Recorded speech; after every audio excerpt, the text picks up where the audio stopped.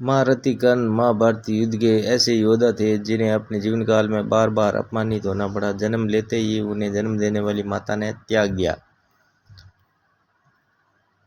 शिक्षा लेने जब वो गुरु द्रोण के पास गए तो उन्होंने उन्हें शूद्र पुत्र होने के कारण शिक्षा देने से मना कर दिया। तब उन्होंने एक ब्राह्मण का रूप धारण कर भगवान विष्णु अंश अवतार परशुराम से शिक्षा ग्रहण की, लेकिन वहाँ भी उन्हें अपमानित ही होना पड़ा, क्योंकि शिक्षा पूर्ण होने के बाद गुरु परशुराम को जब ये बात पता चली कि ये एक ब्राह्मण पुत्र नहीं बल्कि एक शूद्र पुत्र है, तो उन्होंने कर्ण को एक शापित जीवन जीने को विवश कर दिया।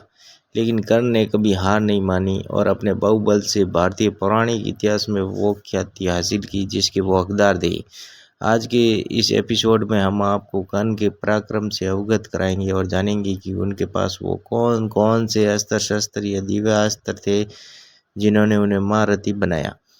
कर्ण महाभारत के वो धर्मिष्ठ योद्धा थे जिन्होंने अधर्म यानी दुर्योधन की ओर से युद्ध लड़ा, लेकिन उन्होंने कभी भी युद्ध नीति को भंग नहीं किया और न ही कौरव सेना के सेनापति रहते हुए कोई छल होने दिया। महारथी कर्ण के पास जो सबसे शक्तिशाली अस्त्र था वो था गुरु परशुराम का दिया हुआ विजय धनुष।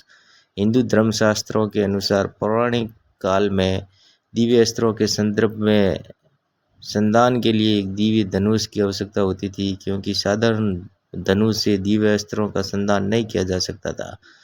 कर्ण का ये धनुष भी एक दिव्य धनुष था जिसे उनके गुरु परशुराम ने उन्हें दिया था। दरअसल गुरु द्रोणाचार्य ने शूद्र पुत्र होने के कारण कर्ण को शिक्षा देने से मना कर दिया, तो वो अस्त्र शस्त्र की शिक्षा पाने के लिए एक ब्राह्मण पुत्र बनकर गुरु परशुराम के पास पहुँचे, क्योंकि उन्हें डर था कि कहीं शूद्र पुत्र होने के कारण परशुराम भी उन्हें अपना शिष्य बनाने से मना ना कर दें।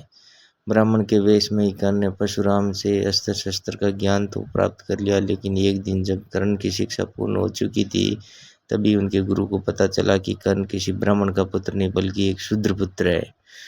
तब अपने क्रोध के लिए विख्यात भगवान परशुराम ने कर्ण को श्राप दे दिया कि तुमने मुझसे धोखे से शिक्षा प्राप्त की है, इसलिए जब तुम्हें मेरी दी हुई शिक्षा की सबसे ज़्यादा ज़रूरत होगी उस समय तुम सब कुछ भूल जाओगे। और परंतु जब कर्ण ने वेश बदलने का कारण बताया तब गुरु परशुराम को वह क्रोध शांत हुआ और उनका मन व्यथित हो उठा।